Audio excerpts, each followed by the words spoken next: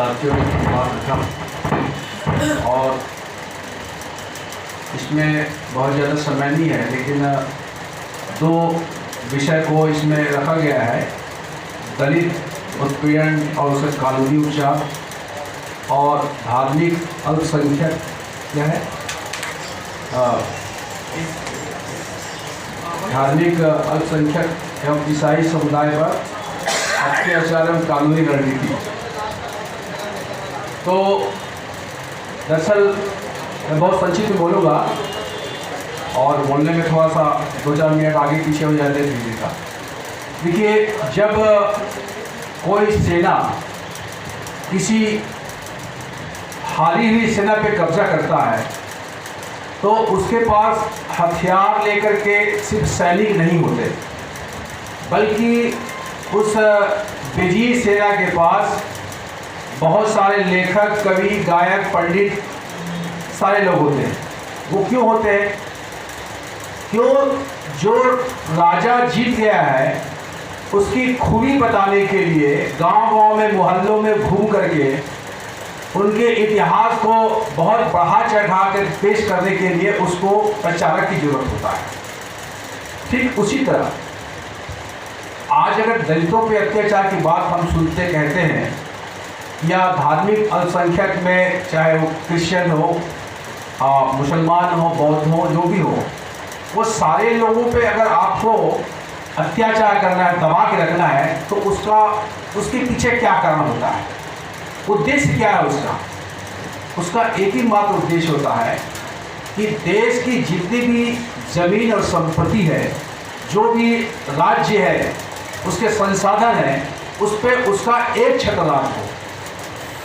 कहने का मतलब यह है कि भौतिक आर्थिक संसाधन को अपने कब्जा में करने के लिए वो धर्म का, जाति का और उस तरह के सांस्कृतिक स्वरूपों का उपयोग करता है।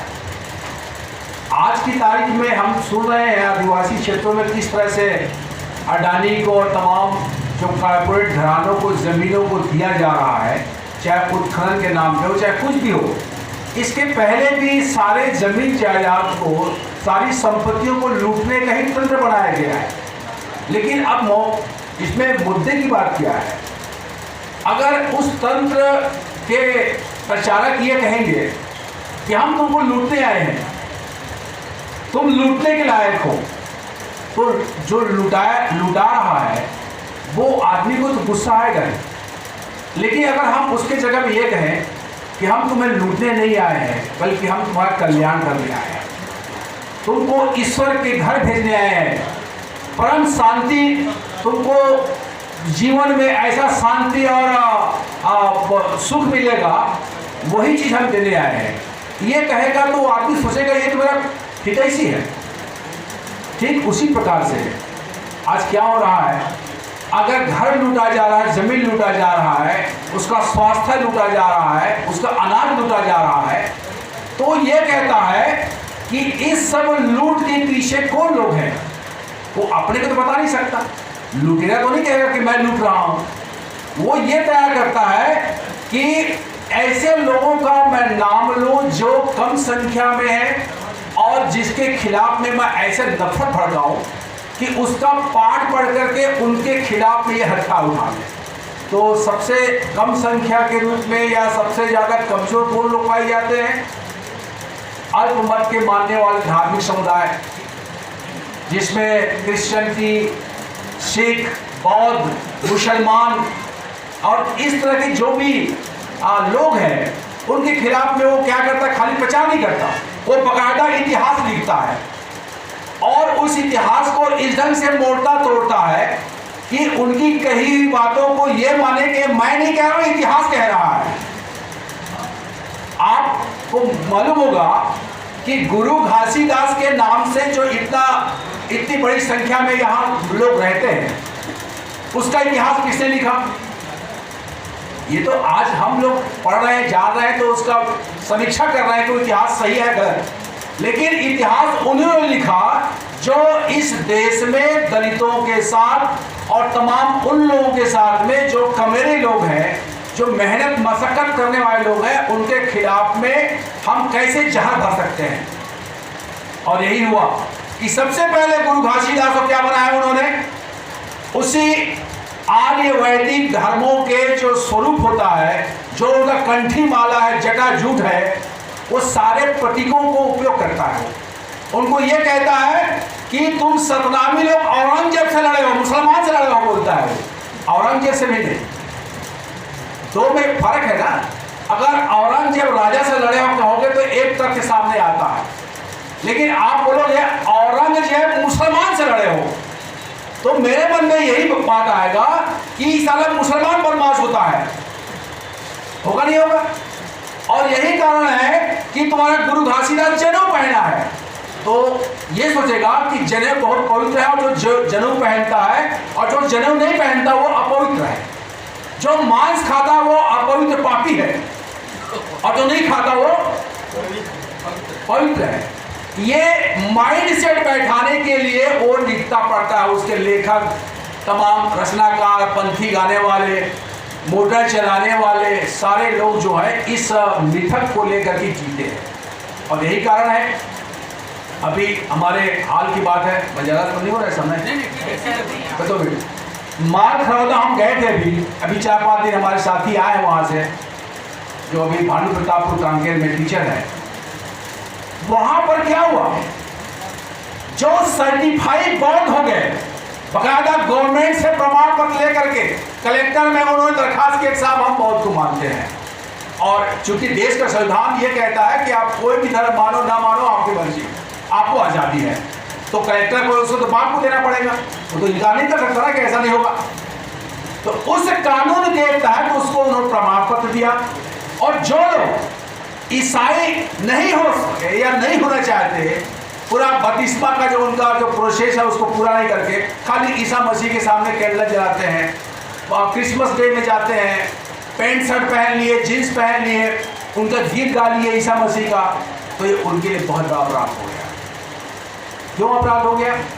क्यों? क्योंकि ऐसा करने से उनके जो मालिक है, सतनामियों के जो मालिक, जो वोट अपने पॉकेट में डालने के लिए वो हल्ला किया हुआ है कि हम सतनामी तो बहुत पवित्र लोग हैं, क्रिश्चियन मांस खाता है, यही बात है। मुसलमान को क्यों घृणा का सब कहा था कि ये साला ये जानवर खाता है, हम बड़े पवित्र हैं, तो लाल भाजी नहीं खाते, इतने पवित्र हैं, लाल दिखने वाला कोई हम नहीं खाते, भले हमारा अंदर का खून लाल हो जाए।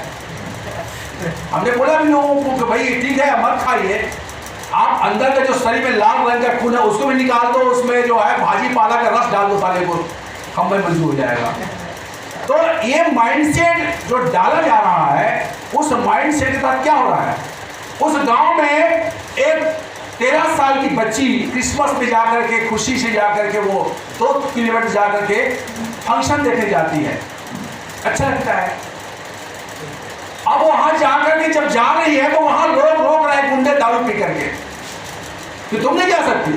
अब वो लड़की क्या है, वो कोई टाटा अंबानी की लड़की नहीं है, उसका बाप खत्म हो गया बीमारी में, उसकी माँ जाके दिल्ली में जो है दिहाड़ी काम कर रही है, रोजी मजदूरी कर रही है, और यहाँ पर लड़की अकेली रह रही है, अपने बच्चे के लिए खुद पढ़ रही है 8वीं में, और उनके साथ में गुंडागर्दी हो रहा है, उसको रोका जा रहा है। ये हालत है, और ये तो हालत जो कर रहे हैं वो कर रहे हैं, लेकिन सबसे बड़ा जो दुर्भाग्य है, जो सबसे बड़ा निंदनीय और सबसे बड़ा जो जघन्य अपराध है, वो ये है कि जो हम अपने आप को अंबेडकर जय भीम का नारा लगाते हैं, गुरु घासीदास का नारा लगाते हैं, मानव मानव एक है, वही लोग जाकर के उस गांव में उस क्रिश्चियनिटी को मानने वाला, उस बौद्ध को मानने वाले लोगों से जबरदस्ती का जुर्माना वसूल कर रहे हैं, किया जा रहा है, कर चुके हैं। ये दोगलापन,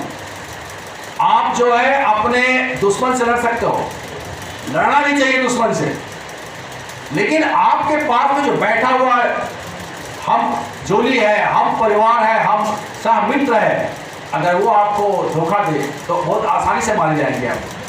मैं कहता हूँ, हमने उस दिन माल खरौदा में जाकर के तहसीलदार को ज्ञापन दिया FIR करने को, लेकिन बाद में हम जब मालूम हुआ घबरा करके पूरे गांव के लोग जा रहे हैं वहां थाने में। नहीं साहब, ऐसा नहीं है, क्योंकि अल्पसंख्यक है ना वहां पर। उस गांव में, क्या गांव है मैं भूल रहा हूं, छपोरा गांव में 2 लोग मौत हो गए, 4 लोग मौत हो गए, 2 लोग ईसाई हो गए और 100 घर सतनामी है, दिगर लोग हैं। तो बाकी वहां पर जो कुर्मी है लोग तो प्रतिरोध नहीं कर रहे हैं, लेकिन सबसे बड़े वहां के सतनामियों के जो नेताओं और उसमें सभी पार्टी के लोग हैं, भाजपा कांग्रेस बसपा सबके लोग हैं, वो कह रहे हैं कि ये बहुत गलत हुआ है और वो संविधान की दुहाई देते हैं। तो मेरी आवाज और हमारी संस्था की आवाज, जीएसएस की आवाज, लोक सृजनहार यूनियन की आवाज, अगर आप इस तरह के लड़ाई में साथ नहीं दोगे तो मुझे ये बताओ कि आप किस तरह के भारत में मजदूरों की एकता कायम करके लड़ोगे, कि अडानी से, कि मोदी से, कि आरएसएस से। इसलिए साथियों, मैं उन दोगलों से बहुत ज्यादा चिढ़ता हूं और मेरी जो लड़ाई है, एक बार दुश्मन जो है ना बहुत साफ होता है, क्योंकि दानेदार दुश्मन से जो नादान दुश्मन जो दोस्त होता है वो खतरनाक होता है बोलते हैं।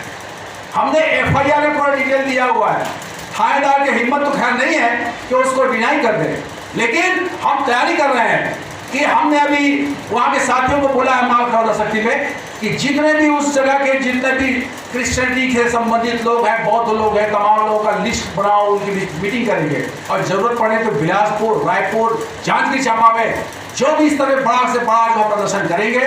और जरूरत पड़ने पे मैं जो अभी हमारे जो वकील साथी है, ह्यूमन राइट्स लॉ नेटवर्क के जो लोग हैं, इन लोगों से भी मैं अपील करूंगा कि ये लोग भी इस मामले पे सामने ला करके प्रशासन के खिलाफ अगर कार्रवाई नहीं करता है तो हम लोग हाई कोर्ट में जिस भी तरह से न्यायिक प्रक्रिया में जा सकते हैं, हम सबसे सहयोग चाहते हैं। और एक छोटा मोटा लड़ाई नहीं है, ये जो है जातिवाद जो है, आप एक ब्राह्मण को गाली देने में मजा आ सकता है आपको, लेकिन मैं बताऊं आपको कि एक ब्राह्मण का जो चेला सत्तानी गुरु और महंत लोग हैं, वो सबसे बड़ा एक उदाहरण दूंगा, ये बिलासपुर पास में है, इंटरकास्ट मैरिज का वहां 9 मामला है।